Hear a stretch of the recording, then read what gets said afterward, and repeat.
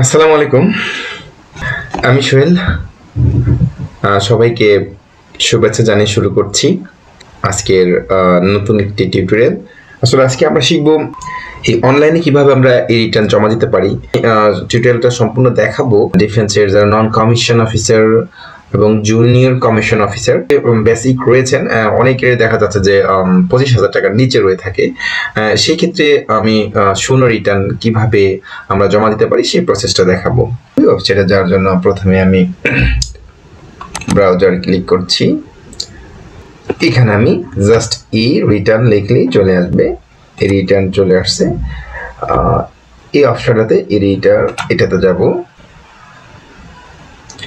এখানে এই ইন্টারফেসের মধ্যে আমরা কয়েকটি অপশন দেখতে পাচ্ছি। যেহেতু আজকে আমরা আয়কর জমা দিব, আমরা শূন্য প্রতিবেদন দিব, সেক্ষেত্রে আমি জাস্ট রিটার্নে ক্লিক করব।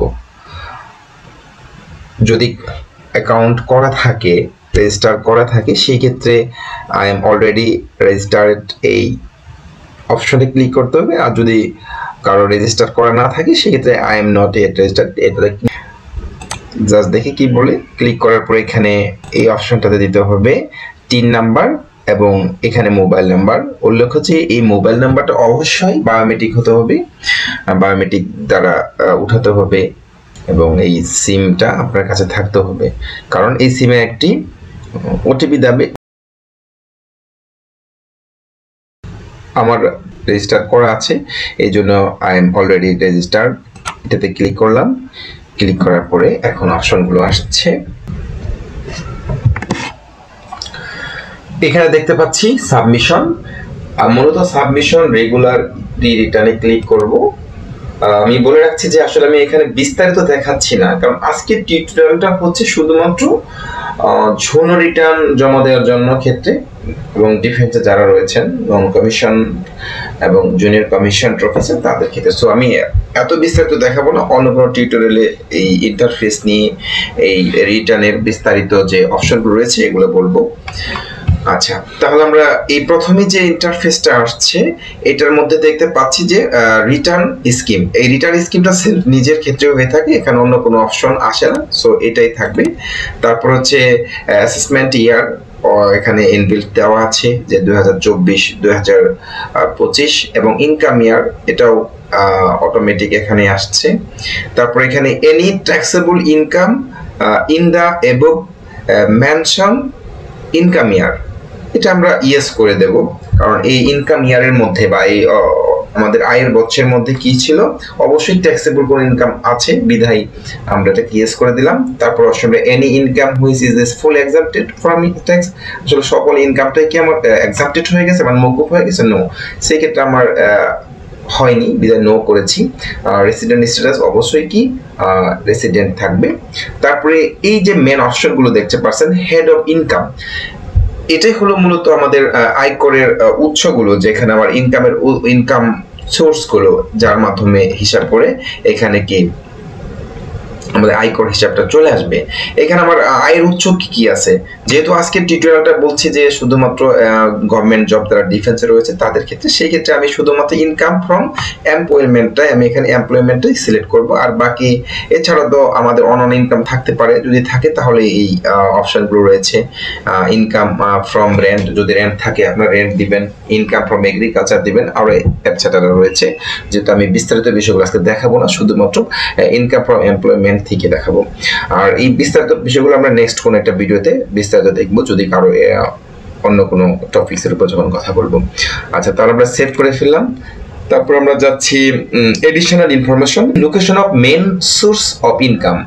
তো location of main source of ইনকামে ক্লিক করে দেখেন যে কয়েকটা অপশন রয়েছে। Dhaka north city corporation, Dhaka north city, আমরা যেহেতু এখানে বলেছি ডিফেন্সের, সেই ক্ষেত্রে আমরা এনি আদার এরিয়াটা দিয়ে দিব। এখানে আমি এনি আদার এরিয়াটা দিয়ে দিচ্ছি।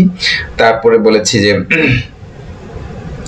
এখানে আরো কিছু অপশন রয়েছে, যেমন war wanted gazetted freedom fighter, যদি ফ্রিডম ফাইটার থাকে, তারপরে হচ্ছে পার্সন উইথ ডিসেবিলিটি, কোনো অক্ষম ব্যক্তি থাকে, তারপরে claim benefit is parent legal guardian of A personal with disability, যদি কোনো গার্ডিয়ান, কোনো প্যারেন্ট বা গার্ডিয়ান যদি দেখা যাচ্ছে লিগ্যাল গার্ডিয়ান যদি কোনো ডিসেবিলিটি থাকে, সেক্ষেত্রে এখানে ক্লিক করতে হবে। এটা যার আছে সে তার প্রযোজ্য, আর বাকি এটাকে এভাবেই ব্ল্যাঙ্ক থাকতে হবে। তারপর অপশনটা কি দেখেছে, claim tax rivet for investment. তো আমরা ইনভেস্টমেন্ট থাকি, সেক্ষেত্রে আমরা কি ইয়েস করে রেখেছি। তারপরে কি বলছে, এটা share holder director of company, এটা আমাদের ক্ষেত্রে প্রযোজ্য নয়, বিদায়টা নো করে দিয়েছি। এই পাশে যা দেখতে পাচ্ছি যে IT10B রিকোয়ারমেন্ট, IT10B আমাদের গ্রস ওয়েলথ ওভার, যদি এটা কি গ্রস ওয়েলথ ওভার 50 লক্ষ হয়ে থাকে, সেটা ইয়েস হতে পারে, আমরা ইয়েস করে দিলাম। তারপর ওন মোটর কার, নো, নাই। ওন অফ শেয়ার প্রপার্টি, যদি কোনো বিদেশি কোনো প্রপার্টি থাকে, এই ক্ষেত্রে আমাদের জন্য এই ক্ষেত্রে প্রযোজ্য নয়, no. Have a house property in any city corporation, no. Okay, আমরা নেক্সট ইন্টারফেসে যেয়ে দেখি। অ্যাসেসমেন্ট করেছি, এখন ইনকামটা দেখব। আমাদের জানি যে যেহেতু আমাদের মেন ইনকামটা হলো এমপ্লয়মেন্ট থেকে, সো এই ইন্টারফেসটা আমাদের ফিল আপ করাটাই জরুরি এবং এটা করতে হবে। সেটা ক্ষেত্রে দেখতে পাচ্ছি যে গভর্নমেন্ট পে স্কেল, এখানে দেখি আমি কি অপশন আছে, যে আমরা এখানে সিলেক্ট করব কোথায়, যেহেতু আমাদের বেতন ডিফেন্সের বেতন হয়ে থাকে government pay scale payment through আইবাস plus plus, এটাতে আমাদের আসে, সো এটাতে আমরা সিলেক্ট করে রাখলাম। তারপরে কি নেম অফ দা অফিস, অফিসের ক্ষেত্রে আমরা কি আর্মি সিলেক্ট করছি, আর্মি লিখে রাখবো, আসলে এটা আমি ড্রাফট করেছিলাম তো এটা আমার শো করছে, সো এই ক্ষেত্রে আমরা আর্মি লিখে দিব। আর আপনাদের ক্ষেত্রে এগুলো সব ব্ল্যাঙ্ক থাকবে, আপনি ব্ল্যাঙ্ক এখানে ডেজিগনেশনে আপনার যে ডেজিগনেশন এটা আপনি দিয়ে দিবেন। তারপরে হচ্ছে বেসিক পে, বেসিক পে এখানে আমাদের কত টাকা বেসিক পে, এখানে আমি সাধারণত বসিয়ে রেখেছি 2,95,000 টাকা, এটা রং, আমি সঠিক বেসিক পেটা বসিয়ে দিচ্ছি। আমি শীটটা আপনাদের একটু এই বিষয়গুলো ফিল আপ করার আগে এই শীটটা বানাতে হবে, যে এই যে এই বেসিক পেটা আমি আমার এখানে কি মান্থলি পে রুল যেটা আছে এটা আমি তৈরি করেছি। আমরা জানি যে এই যে মান্থলি বেসিক হলো 21,470 টাকা, এখানে আমরা ইনপুট করতে হবে পুরো বছরের অ্যানুয়ালটা, এক বছরের যে টাকাটা আমি বেসিক পেয়েছি সেই বেসিকটা আমি এখানে ইনপুট করার চেষ্টা করছি। এই যে পেমেন্ট আমি লিখেছি যে ইয়ারলি পেমেন্ট হচ্ছে 2,57,640 টাকা, সো এটা আমি 2,40,000 এই টাকাটা আমি এখানে বসিয়ে দেব।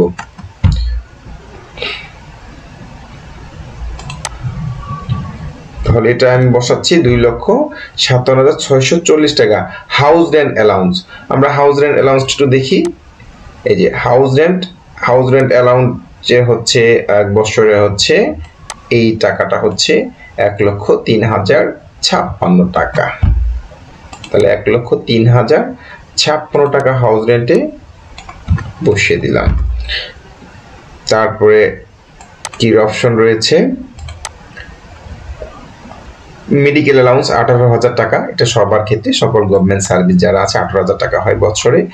বাংলা নিউ ইয়ার অ্যালাউন্স হচ্ছে নববর্ষ ভাতা, আমি দেখে আসি, নববর্ষ ভাতা হচ্ছে 4,292 টাকা, 4,292।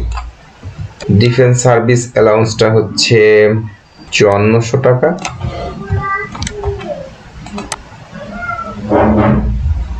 এডুকেশন সাপোর্ট অ্যালাউন্স হচ্ছে 6,000 টাকা এক বছরে।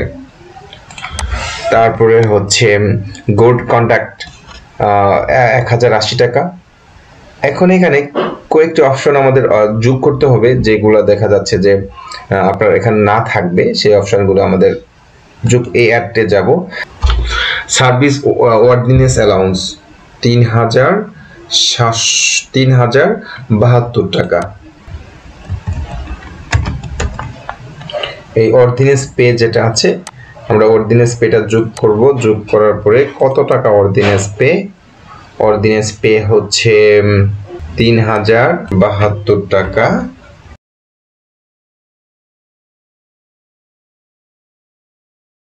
আচ্ছা, তারপরে আরেকটা অ্যাড করব এখন দেখি আর কি বাদ রয়েছে। ফেস্টিভ্যাল এই টাকাটা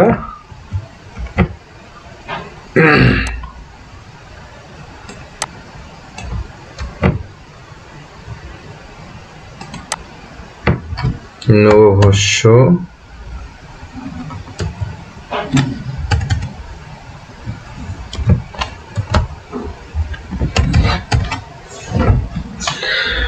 বাংলা নিউ ইয়ার ফেস্টিভ্যাল চলে গেছে। আর হচ্ছে আর কিছু আছে কিনা,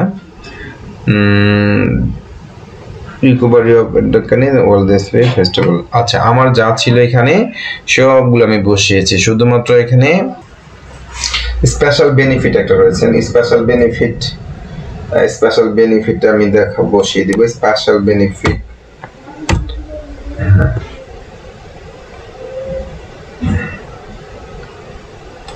স্পেশাল পে হচ্ছে 12,882 টাকা। সো এই পর্যন্ত আমার টিকে সবগুলো বসিয়েছি। এখন আমি 7 ড্রাফ করব। 7 ড্রাফ করার পরে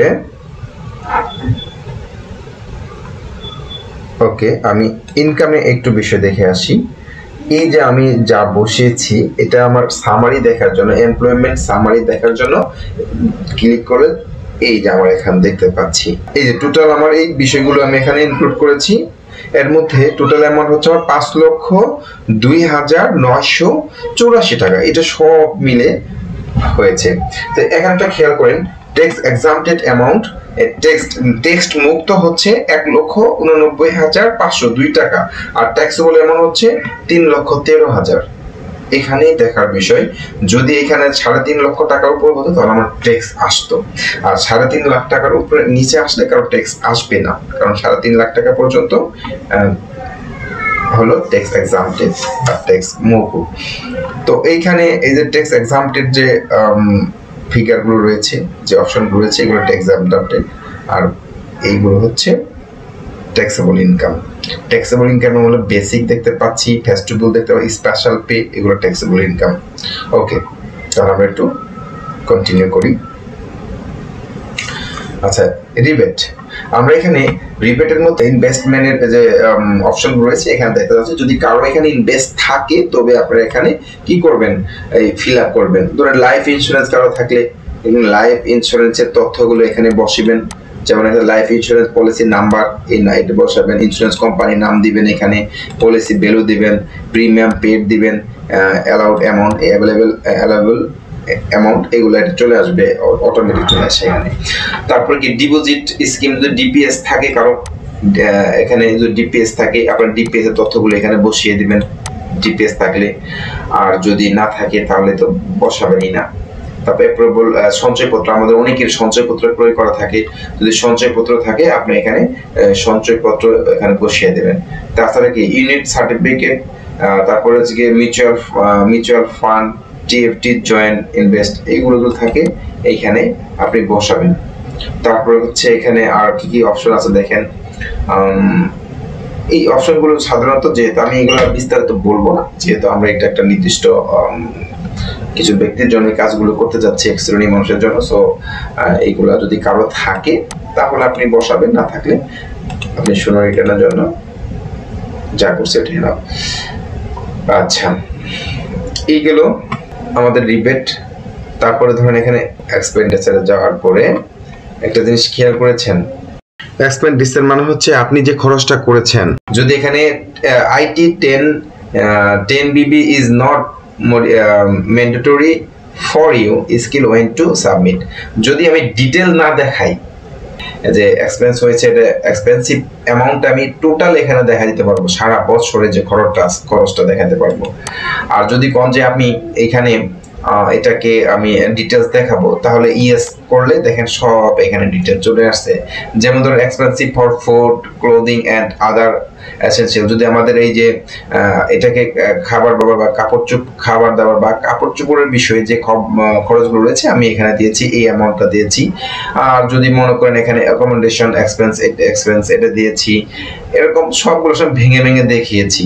তার এডুকেশনাল খরচ এটা দেখিয়েছি, তারপরে এনি আদার এক্সপেন্স দিয়েছি, এটা এগুলো দেখিয়েছি। যদি এভাবে না দেখিয়ে আমি এটা অফ করে দিয়ে নো দিই, তার টোটাল ফিগারটা আমি এখানে দেখা দিতে পারবো। এটা আপনার ইচ্ছা, কোনো সমস্যা নেই, ভেঙে ভেঙে দেখাতে পারেন। সো এইটা দেখানোর পরে আমার খরচ হয়েছে কত, 5,78,816 টাকা দেখিয়েছি। ওকে, আমি চলে যাচ্ছি কি অ্যাসেট অ্যান্ড লায়াবিলিটি। লায়াবিলিটিতে দেখেন এখানে আসলে আমার অ্যাসেট মানে সম্পদগুলো কি পরিমাণের সম্পদ রয়েছে এই বিষয়গুলো এখানে দেখানো হয়। যে বিজনেস ক্যাপিটাল থেকে যদি নাই, তারপর নন এগ্রিকালচার প্রপার্টি, যদি কারো নন এগ্রিকালচার প্রপার্টি থেকে থাকে এটা ক্লিক করলেন আপনি, এটা নন এগ্রিকালচার প্রপার্টি এখানে আমি যেহেতু এখন শো করি না, এগুলো আমার আসবে না। তাই এগ্রিকালচার প্রপার্টি থাকলে দিবেন। এই যে এখানে যদি এগ্রিকালচার প্রপার্টি থাকে আপনার, যে কি ধরনের জমি আছে, এখানে জমির লোকেশন দিবেন, টাইপ অফ এখানে জমিটা ক্রয় করছেন নাকি গিফট পেয়েছেন। যদি আপনি এটাকে ক্রয় করে থাকেন তাহলে পারচেজ দেবেন। তারপরে এরিয়া প্রপার্টি দিবেন, ইউনিট মানে এরিয়া প্রপার্টি মানে বোঝাচ্ছে এখানে আমি কত শতক কিনেছেন, ধরেন 5 শতক আছে জমি। তারপরে ধরেন এখানে কোস্ট, এটা মূল্য কত, ধরেন মূল্য হতে পারে এটার দাম হলো 6 লক্ষ টাকা। তারপর হচ্ছে এখানে এটার বর্তমান ভ্যালু ধরেন এখন হয়ে গেছে মনে করেন 10 লক্ষ টাকা। এরকম আপনি এটা বৃদ্ধি করে দিতে পারবেন। আচ্ছা, এটা যেহেতু আমার নেই আমি এটা এখানে দেখাচ্ছি না, তো এরকম আপনি সকল তথ্যগুলো দিয়ে ফিল আপ করতে পারবেন।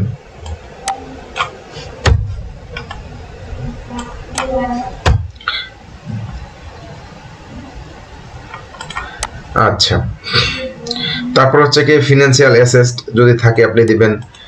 এরকম অনেক অপশন, মোটর কার যদি থাকে, আসলে জেনারেলি এগুলো আমাদের আচ্ছা এই অপশনগুলো ফিল আপ করবেন। এখানে একটা জিনিস খেয়াল করেন, দেখেন যে এই যে net wealth of previous income year, এটা হচ্ছে যে গত বছর যদি কেউ ইনকাম জমা দিয়ে থাকে তাহলে গত বছরের নিট ওয়েলথ যেটা ছিল ওইটা এখানে বসাতে হবে।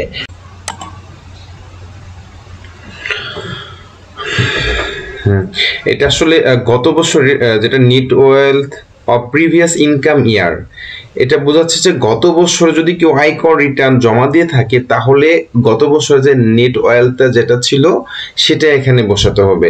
সেটার জন্য আমি দেখি গত বছর যে রিটার্ন জমা দিয়েছিলাম সেটা কত, এটা একটু আমি দেখে আসি। ওই গত বছরের আয়কর রিটার্নের এখানে আসছে 51,860 টাকা। এটা হবে আমার এই 24-25-এর অর্থাৎ এই বছরের আয়কর রিটার্নে আমি এটা বসিয়েছি। এখানে একটা উল্লেখ্য বিষয় যে এই যে শূন্য রিটার্ন আমি যাই করিনি রিটার্নে, যখন ডিফারেন্সের ক্ষেত্রে অবশ্যই জিরো নিয়ে আসতে হবে। যদি এখানে জিরো না আসে, যদি বেশি হয় বা মাইনাস হয়, সেই ক্ষেত্রে কি করতে হবে, এক্সপেন্ডিচারের যে এখানে খরচকে একটু কম বেশি করে দিতে হবে। যদি ওখানে আমার বেশি হয়ে যায়, ডিফারেন্স বেশি হয়ে যায়, তাহলে এখানে আমি যে কোনো আইটেমের খরচের মধ্যে বৃদ্ধি করে দিলেই ওটা জিরো হয়ে যাবে। এই হলো আমার যখন ডিফারেন্স হয়ে গেছে তাহলে ডিফারেন্স শূন্য থাকবে। এটাতে যদি ব্যতিক্রম হয় তাহলে কি করতে, আপ ডাউন করে দিতে হবে। আচ্ছা, আমরা এখন দেখি ট্যাক্স অ্যান্ড পেমেন্টের ক্ষেত্রে কি আসে। আমি পূর্বে বলেছি যে আমার ট্যাক্সেবল ইনকাম 3.5 লাখ টাকার কম, বিধায় এটা ট্যাক্স আসবে না। এই জন্য এই যে আমার এই যে ফাইনালি পে বলে আসছে কত, জিরো আসছে। এখন রিটার্ন ভিউটা দেখি কেমন হয়। রিটার্ন ভিউ গেলে যা দেখতে পাচ্ছি, এই রিটার্ন ভিউর এই হলো দৃশ্যমান একটা অবস্থান দেখা যাচ্ছে যেটা ফাইনালি। আচ্ছা, আমরা এখন ট্যাক্স অ্যান্ড পেমেন্টে যে অপশনটা দেখতে পাচ্ছি, এই যে ফাইনালি পেয়েবল এখানে জিরো। যদি আমার ট্যাক্সেবল আসতো, আমার ট্যাক্স আসলে তাহলে এখানে কি আসতো, অ্যামাউন্টটা চলে আসতো। তখন পে নাও এই অপশনটাকে হাইলাইট থাকতো, তাজা থাকতো, তখন এটা ক্লিক করলে আমি পে নাওয়ার অপশনে যেতে পারতাম, বাট এখন আসবে না। তো এখন আমি যদি প্রসেস টু অনলাইন রিটার্ন, এটা আমি অনলাইন রিটার্ন সাবমিট করার জন্য আমি প্রসেস করতে পারবো। এই যে প্রসেস চাপ দিলে এটা আসছে, এখন সাবমিট রিটার্ন ক্লিক করলে আমার সাবমিট হয়ে যাবে। বাট আমি এটা সাবমিট করছি না। আশা করি সবাই বুঝতে পারছেন। এটা খুব একটা সহজ জিনিস, সবাই চেষ্টা করলে যার রিটার্নটা নিজেই জমা দিতে পারবেন। সবাইকে ধন্যবাদ।